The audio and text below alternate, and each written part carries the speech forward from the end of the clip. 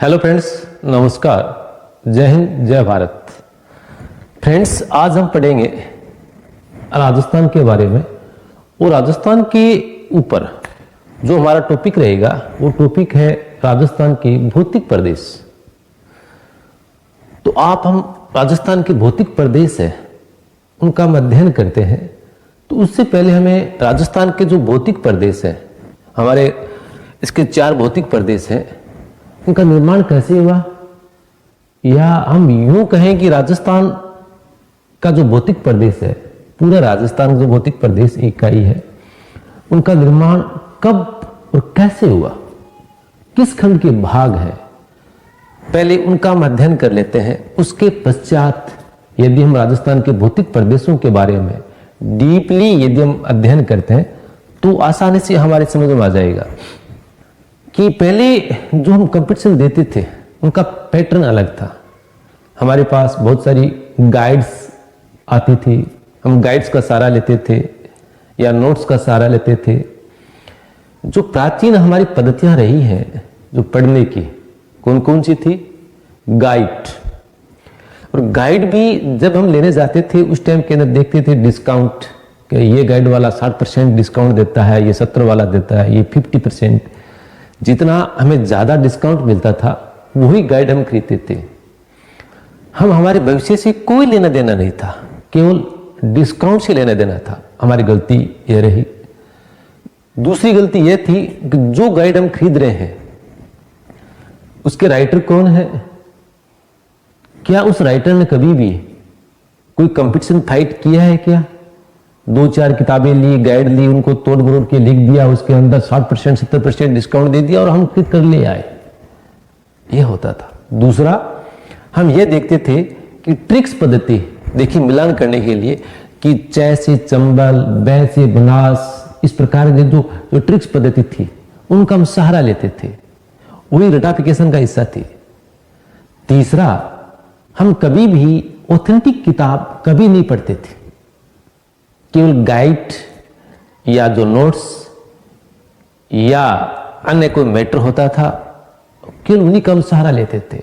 Authentic विश्वविद्यालय के अंदर चलने वाले जो बुक्स हैं, टेक्स्ट बुक हैं, उनके बारे में हम न तो कुछ जानकारी थी और न हम पढ़ते थे, जिनकी वजह से हमारा यह रहा कि हम कंपटीशन फाइट नहीं कर पाए। अब आपको क्या करना होगा? टेक्स्ट बुक पढ़नी पड़ेगी, एक एक चीज के बारे में समझना पड़ेगा, तभी हम देखते हैं कि रिजल्ट आता है उनके अंदर 40% जो हमें मार्क्स चाहिए, 40% मार्क्स भी नहीं आते हैं। और कहते हैं कि आरपीसी ने जो पेपर है वो हार्ड दे दिया। आरपीसी ने पेपर हार्ड नहीं दिया, आरपीसी ने जो पैटर्न बदला है। पैटर्न क्या बदला है कि जो रटाफिकेशन वाला जो पैटर्न था उनको हटा दिया है।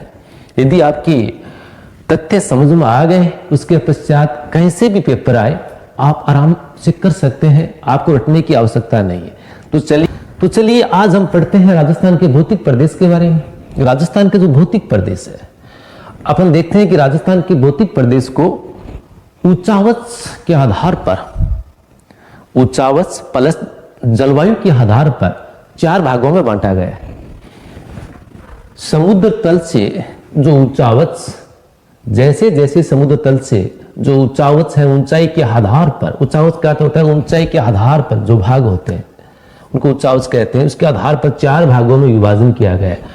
ऊंचावच प्लस जलवायु के आधार पर राजस्थान के भौतिक प्रदेशों को 4 भागों के अंदर, पहाड़ी प्रदेश, इनके अंदर क्या आता है? अरावली पर्वतमाला आती है। नंबर 2 पठारी प्रदेश। देखिए क्या होते हैं इसके अंदर, ऊंचावच के अंदर या तो कोई पहाड़ होंगे या कोई पठार होंगे या मैदान होंगे। होते तो 3 ही है, पर्वत, पठार और मैदान, इसके अलावा कुछ होता ही नहीं है। ये जो मरुस्थल है वो मैदान का हिस्सा होता है। पहले मैदान था, उसके पश्चात विषम जलवायु परिस्थिति के कारण वो मरुस्थल के अंदर तब्दील हो गए। तो मुख्य रूप से तो 3 ऊंचावच होते हैं। कौन कौन से? पर्वत, पठार और मैदान। चौथा हमारा जो मरुस्थल है वो मैदान से ही इसकी उत्पत्ति होती है।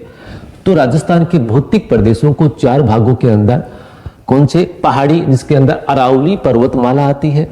नंबर 2 पठार, जिसके अंदर राजस्थान के जो दक्षिणी पूर्वी जो हाड़ौती का पठार है वो आता है। नंबर 3 पूर्वी मैदान, नंबर 4 थार का मरुस्थल। ये 4 भाग हैं, 4 राजस्थान के भौतिक प्रदेश है। अब देखिए इनका निर्माण कैसे हुआ। चाहे वो पर्वतीय प्रदेश हो, अरावली पर्वतमाला हो, चाहे वो हाड़ौती का पठार हो, चाहे वो पूर्वी मैदान हो, चाहे वो थार का मरुस्थल हो, इन चारों का निर्माण कब और कैसे हुआ, इनके बारे में अध्ययन करेंगे। उसके पश्चात आपकी कोई दिक्कत नहीं आएगी। देखिए पहले हम सबसे पहले देखिए चलते हैं, आज से 25 करोड़ साल पहले जो हमारी पृथ्वी है उसके अंदर जो महाद्वीप है सभी आपस में जुड़े हुए थे, जिन्हें क्या कहते थे हम, पेंजिया कहते थे। पेंजिया क्या था, पेंजिया एक स्थलखंड था। पेंजिया है वो क्या था, हमारा एक स्थलखंड था, ये स्थल भाग था।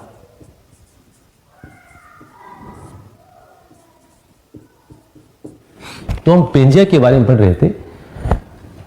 शुरुआत के अंदर देखिए हमारी पृथ्वी के अंदर 2 ही भाग थे, स्थल भाग और जल भाग।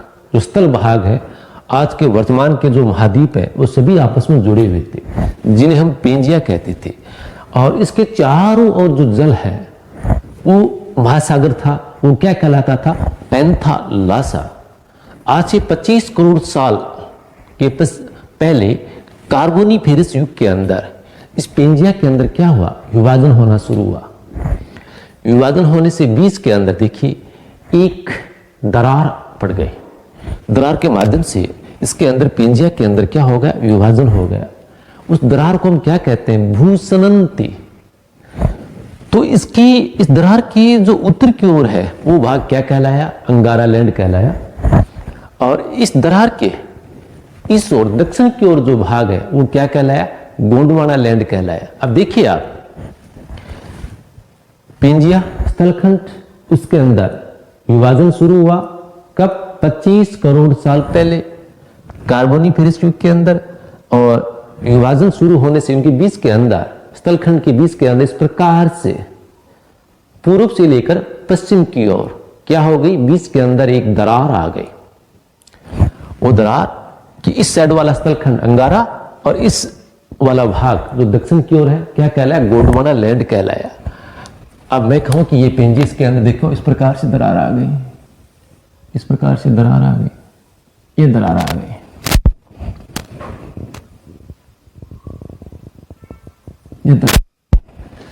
ये दरार की इस वाला भाग देखो मैंने अंगारा लैंड बताया है, और इस साइड वाला गोंडवाना लैंड। जो भूसनंती या दरार है, देखो आप पैंथालासा के दोनों ओर को जोड़ती है। जो वर्तमान के अंदर जो पैंथालासा है वो प्रशांत, देखिए प्रशांत महासागर सबसे बड़ा जो महासागर है वो पैंथालासा का ही भाग है। तो ये जो दरार या भूसनंती है, आप देखो प्रशांत इस साइड के अंदर प्रशांत महासागर और इस साइड के अंदर अंध महासागर दोनों को जोड़ती थी आपस के अंदर। प्रशांत और अंध महासागर, इस साइड के अंदर प्रशांत महासागर है और इस साइड के अंदर अंध महासागर है, उन दोनों को जोड़ती थी। इनके बीच जो एक भूसनंती है वो देखिए, इसको देखिए गोंडवाना लैंड और अंगारा लैंड के बीच जो भूसनंती है वो हमारे अंध महासागर और प्रशांत महासागर को दोनों को जोड़ती थी। उसके पश्चात देखिए गोंडवाना लैंड धीरे धीरे किसकी ओर खिसकने लगा, उत्तर दिशा की ओर खिसकने लगा। और ये जो हमारी भूसनंती है उसके अंदर धीरे धीरे सेडिमेंट्स का जमाव होता गया, तलछट है उनका जमाव होता गया। गोंडवाना लैंड का अंगारा लैंड की ओर जो प्लेटें हैं, मैं यूं कहूं कि इंडियन प्लेट, वर्तमान के अंदर ये प्लेटें हैं, उनका कई भागों में विभाजन हो गया है। इधर देखिए अफ्रीकन प्लेट है, अमेरिकन प्लेट है, जो प्लेटों में कई विभाजन होने के पश्चात, मैं वर्तमान की बात कह रहा हूं, वर्तमान के अंदर ट्रसरी युग के अंदर, कब की बात हो रही है, ट्रसरी युग के अंदर। इस ट्रसरी युग के अंदर जो भूसनंती थी वो 33 सागर कहलाया। तो देखिए जो लंबी एक भूसनंती थी, दरार थी, वो ट्रसरी युग के अंदर यह वाला भाग, ये भूसनंती जिन्हें क्या कहते थे, 33 सागर। अब आपके नाम आते हैं भूसनंती क्या है। भूसनंती एक ऐसा भाग है जो लंबा हो, जिसके अंदर पानी भरा हो, यानी सागर का भाग हो, और धीरे धीरे सेडिमेंट्स जमने की वजह से उसके अंदर तलछट है वो जमाव होते रहते हैं, दलदल बन जाता है। यह भूसनंती कहलाई, जो 33 सागर था। यहां पर देखिए कौन सी प्लेट है, इंडियन प्लेट है। इस साइड के अंदर कौन सी है? यूरोप और एशियन दोनों को मिलाने वाली यूरेशियन प्लेट है।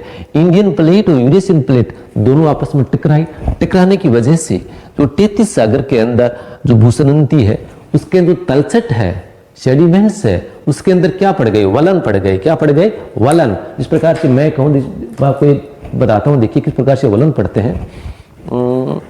मेरे पास देखिए ये मेरे पास रजिस्टर है। अब देखिए ये रजिस्टर है। अब इसको मानो, आप क्या मानो? ये 33 सागर मानो, यानी भूसनंती मानो, एक लंबी पूर्व से पश्चिम दिशा की ओर। और इस साइड के अंदर हमारा ये क्या है? इस साइड के अंदर हमारा प्रशांत महासागर है, इस साइड के अंदर क्या है? अंध महासागर है। दोनों को जोड़ने वाली एक लंबी पूर्व से पश्चिम की ओर भूसनंती थी, तो 33 सागर है। अब इस साइड के अंदर क्या हुआ? कौन सी प्लेट आई? इंडियन प्लेट है। इधर कौन सी है? यूरेशियन प्लेट है। दोनों क्या करती हैं? दबाव डालती हैं। दोनों दबाव डालने की वजह से और जो सेडिमेंट्स हैं, तलछट है, उसके अंदर क्या पड़ जाते हैं? देखो आप इसके अंदर दबाव डालो, अब इस पर क्या क्या पड़ जाते हैं? वलन, फोल्ड पड़ जाते हैं। ये क्या पड़ गया? फोल्ड। और ये क्या है? वलन या फोल्ड है। और किसका निर्माण हो गया? पर्वतमाला का निर्माण हो गया। इसी प्रकार से हिमालय क्या है? एक नवीन वलित पर्वतमाला है, जो कि पहले यहां पर क्या था? 33 सागर हुआ करता था। 33 सागर के इस साइड के उत्तरी किनारे पर क्या बन गई? हिमालय पर्वतमाला बन गई। उसके आगे वाला यहाँ पर क्या बन गई? आल्प्स पर्वतमाला बन गई। अभी 33 सागर के जो अवशेष देखिए आप, कैस्पियन सागर है, काला सागर है, जो भूमध्य सागर है, ये सभी क्या है? 33 सागर के बचे हुए भाग हैं, उनके अवशेष तो है, ये सभी सागर हैं वो। अब देखिए यहां पर क्या बन गया? हिमालय पर्वतमाला। और इस साइड के अंदर क्या कर गई? एक गहरी खाई रह गई। जो 33 सागर का अवशेष है वो गहरी खाई हो गई।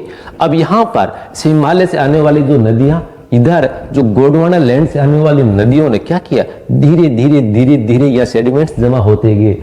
जो हिमालय पर्वतमाला की गोद के अंदर, सॉरी इसके अपध्य भाग के अंदर जो गहरी खाई थी, 33 सागर का जो अवशेष थे, उसके अंदर सेडिमेंट्स के अंदर नदियों ने अपने साथ बहाकर ले गए। सेडिमेंट्स का जमा होता गया, धीरे धीरे जमा होते रहने से ये क्या बन गया? विशाल मैदान बन गया। उत्तरी भारत का, यानी भारत का उत्तरी विशाल मैदान का निर्माण हो गया। कहां हुआ है? पहले यहां पर क्या था? 33 सागर था। तो 33 सागर के ऊपरी किसका निर्माण हुआ? हिमालय पर्वतमाला का निर्माण हुआ। 33 सागर के पद्य स्थिति के अंदर हिमालय तथा प्रायद्वीपीय भाग से आने वाली नदियों ने अपने साथ जो सेडिमेंट्स या तलछट है उनका जमाव किया यहां पर इस भूसनंती के अंदर। जमाव होने की वजह से जो मैदान बना, प्लेन बना, समतल मैदान बना, वो क्या कहलाया? भारत का उत्तरी विशाल मैदान कहलाया। जहां वर्तमान के अंदर हरियाणा, पंजाब, उत्तर प्रदेश, बिहार, पश्चिमी बंगाल, ये जो हिस्सा है वो क्या है? उत्तरी विशाल मैदान का भाग है। हमारा जो, अब देखिए हमारा जो राजस्थान है, राजस्थान का इस वाला हिस्सा देखिए, यहाँ पर जो ये कौन सा हिस्सा है? मरुस्थल हिस्सा है, ये वाला हिस्सा। और ये पूर्वी मैदान, ये हिस्सा, ये किसके हैं? इससे हैं, ये भारत के उत्तरी विशाल मैदान के पार्ट्स हैं, जो कोई टाइम किसके हिस्से थे? 33 सागर हुआ करता था। यहाँ पर क्या हुआ करता था? 33 सागर हुआ करता था। और 33 सागर क्या है? ये 33 सागर की जगह बनेगी। देखिए राजस्थान का जो भौतिक भाग, उसका निर्माण देखिए, उसके अंदर यहाँ पर मैंने क्या लिखा है? गोंडवाना लैंड। जो गोंडवाना लैंड, यहाँ पर क्या लिखा है? 33 सागर। तो 33 सागर की जगह क्या बना? मरुस्थल बना। 33 सागर की जगह क्या बना? पूर्वी मैदान बना। जो भारत का उत्तरी विशाल मैदान है वो भी क्या है? वह 33 सागर का हिस्सा है, पार्ट्स है। कोई टाइम के अंदर वहां पर भूसनंती या 33 सागर हुआ करता था। सेडिमेंट्स के जमाव की वजह से एक विशाल मैदान का निर्माण हो गया। और ये पूरा एक विशाल मैदान, ये देखिए आपका, ये थार का मरुस्थल, ये मैदान, पूरा विशाल मैदान एक पार्ट्स था, पूरा एक ही था। यहां पर किया जो मरुस्थल है हमारा, ये आज से करीबन 30,000 साल पहले यहां पर मरुस्थल नहीं था। ये प्रदेश पूरा हरा भरा था, ये भी विशाल मैदान का हिस्सा था। यहां पर भी सदाबहार नदियां बहती थी। हम पढ़ते हैं सरस्वती नदी जो भी यहां से बहती थी, ये भी, लेकिन धीरे धीरे जलवायु परिवर्तन की वजह से ये भाग किसके अंदर तब्दील हो गया? मरुस्थल के अंदर तब्दील हो गया। उस मरुस्थल का नाम क्या पड़ गया?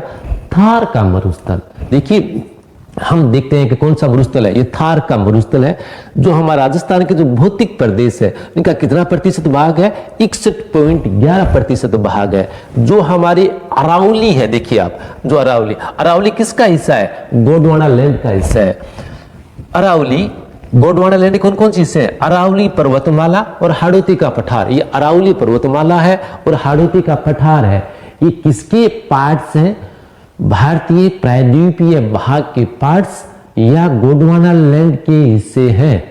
अब देखिए ये हिस्सा पूरा किसका हिस्सा है, देखिए ये हिस्सा देखो आप, ये अरावली पर्वतमाला और ये पठारी भाग, ये किसके हिस्से हैं, ये किसके हिस्से हैं, इतना ये हिस्सा किसका है, ये गोंडवाना लैंड का हिस्सा है। ये हिस्सा देखो, ये किसका हिस्सा है, ये पूरा गोंडवाना लैंड का हिस्सा है, भारतीय प्रायद्वीपीय भाग का हिस्सा है।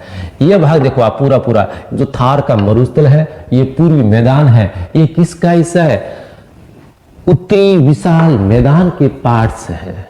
जो भारत का भौतिक प्रदेश पढ़ते हैं उस टाइम के अंदर देखिए भारत का उत्तरी विशाल मैदान है, उसी के भाग है। इसी विशाल मैदान से यहाँ पर विषम जलवायु परिस्थिति की वजह से ये किसमें तब्दील हो गया, ये मैदानी भाग मरुस्थल में तब्दील हो गया। मरुस्थल का अर्थ क्या होता है, मरु प्लस स्थल, यानी मरु यानी विषम परिस्थितियां, कठिन परिस्थितियां। स्थल ऐसा भाग जहाँ कठिन परिस्थितियां हो, विषम परिस्थितियां हो, जहां पर वर्षा बहुत कम होती हो, यह भाग क्या कहलाता है, मरुस्थल। अब इसका नाम आ गया है कि इसका नाम थार का मरुस्थल क्यों पड़ा। हम तो थार गाड़ी के बारे में जानते हैं, कौन सी गाड़ी, ब्लैक गाड़ी है, थार गाड़ी। तो देखिए भैया, आप थार का नाम इसका क्यों पड़ता है, थार का अर्थ क्या होता है। थार देखिए, थार, मैं आपको नाम ले, थार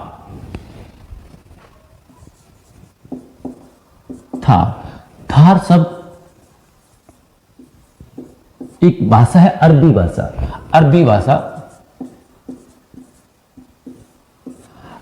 भाषा का शब्द है थुल। अब जो अरब कंट्रीज है वहां पर क्या है, अरब कंट्रीज के अंदर क्या है, लगभग 70% भाग पर क्या है, मरुस्थल है, अरब मरुस्थल है। वही अरबी भाषा का शब्द है थुल। थुल का अर्थ क्या होता है, रेत। थुल का देखिए, थुल का अर्थ क्या होता है, रेत। ऐसा भाग जहां रेत के टीले हो, रेत के ढेर हो, वो भाग क्या कहलाता है, थुल। और धीरे धीरे थुल से किस में बदल गया, ये थुल भाग क्या कहलाया, थार कहलाया। थुल को किसमें कन्वर्ट हो गया, थार के। थार का अर्थ क्या होता है, थार का अर्थ होता है देखिए रेत। क्या होता है, रेत के टीले, रेत के कण। इसलिए यही मरुस्थल हमारा क्या नाम पड़ गया, थार का मरुस्थल।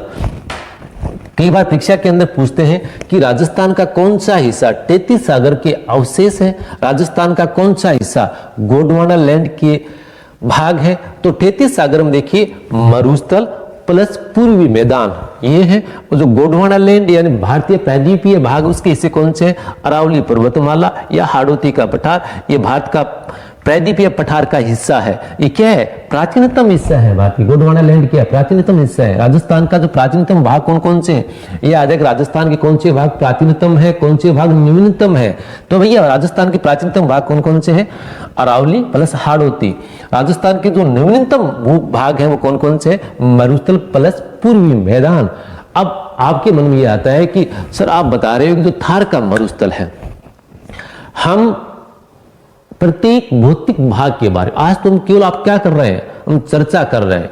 उसके पश्चात देखिए एक ये हमारा थार का मरुस्थल, उनके बारे में डीपली अध्ययन करेंगे, इतना अध्ययन करेंगे उससे बाहर क्वेश्चन आने की कोई संभावना नहीं होगी। उसके पश्चात अरावली का अध्ययन करेंगे, उसके पश्चात पूर्वी मैदान का अध्ययन करेंगे, उसके पश्चात हाड़ौती का पठार का अध्ययन करेंगे, उसके पश्चात ये आपकी समझ में आ जाएंगे। उसके पश्चात हम क्या करेंगे कि राजस्थान के आप सबसे पहले क्या पढ़ते हो, राजस्थान के चारों ओर के जो पड़ोसी हैं, स्टेट है, उनके बारे में अध्ययन करते हैं। कौन कौन सी साइड में पाकिस्तान लगते हैं, पाकिस्तान के कौन कौन से जिले हैं, यहाँ पर कौन कौन से राज्य लगते हैं, उनका अध्ययन करते हैं।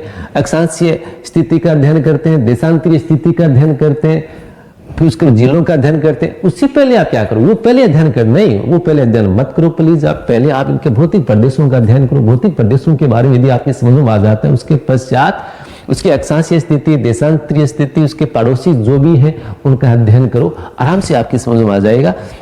लगता है हमारा टॉपिक आज काफी बड़ा हो गया, इसलिए यहीं पर हम खत्म करते हैं। जाते जाते मैं आपको यह बता देता हूं कि थार का मरुस्थल कैसे सिद्ध होता है कि यहाँ जो मरुस्थल है कोई टाइम के अंदर यहाँ पर 33 सागर हुआ करता था। आज मैं जहां खड़ा हूं वहीं पर कभी समुद्र के अंदर लहरें चलती थी, यहाँ पर समुद्री जीव विचरण किया करते थे, और उसी स्थान पर आज मैं खड़ा होकर आप और हम पढ़ रहे हैं। तो देखिए उसके बताओ कौन कौन से अवशेष है। नंबर 1, हमारे जो यहाँ पर 33 सागर के अवशेष के रूप में खारे पानी की झीलें मिलती हैं। यहाँ पर चूरू के अंदर तालछा पर खारे पानी की झील है, यहाँ पर सांबर है, यहाँ नागौर के अंदर डीडोना है, और बीकानेर के अंदर लूणकरसर खारे पानी की झील है, बाड़मेर के अंदर जो पचभद्रा खारे पानी की झील है। ये जो खारे पानी की झीलें हैं वो किसके अवशेष हैं? 33 सागर के अवशेष है। नंबर 1 प्रमाण। नंबर 2, दूसरा एविडेंस देखिए। दूसरा एविडेंस हमारे जैसलमेर के अंदर एक गांव है अतल गांव, वहां पर समुद्री जीवों के अवशेष मिले हैं। वहां पर डायनासोर के अवशेष मिले हैं। देखिए आप, डायनासोर के अवशेष प्लस समुद्री जीवों के अवशेष है, जो ये सिद्ध करते हैं कि यहाँ पर कोई टाइम के अंदर क्या था, 33 सागर था। नंबर 3 एविडेंस के रूप में जो लेटेस्ट एविडेंस है, जो परीक्षा के अंदर आने की संभावना है, वो देखिए यहाँ जैसलमेर के अंदर एक मोहनगढ़ है। मोहनगढ़ के पास एक छोटा सा गांव है, उस गांव का नाम तो मेरी याद नहीं है। वो व्यक्ति अपने खेत के अंदर एक ट्यूबवेल खुदवा रहा था, तो वहां पर अचानक से नीचे से पानी है तेज गति के साथ वहां से बाहर आने लगता है, और वो पानी करीबन 75 घंटे लगातार जमीन से बहुत तेज गति के साथ बाहर आता है। जो ट्यूबवेल मशीन थी वो भी वहां पर गड्ढा हो जाता है, उसके अंदर धंस गई एक गाड़ी, वो भी धंस गई, और पानी काफी दूर तक जम गया, वहां पर भर गया पानी।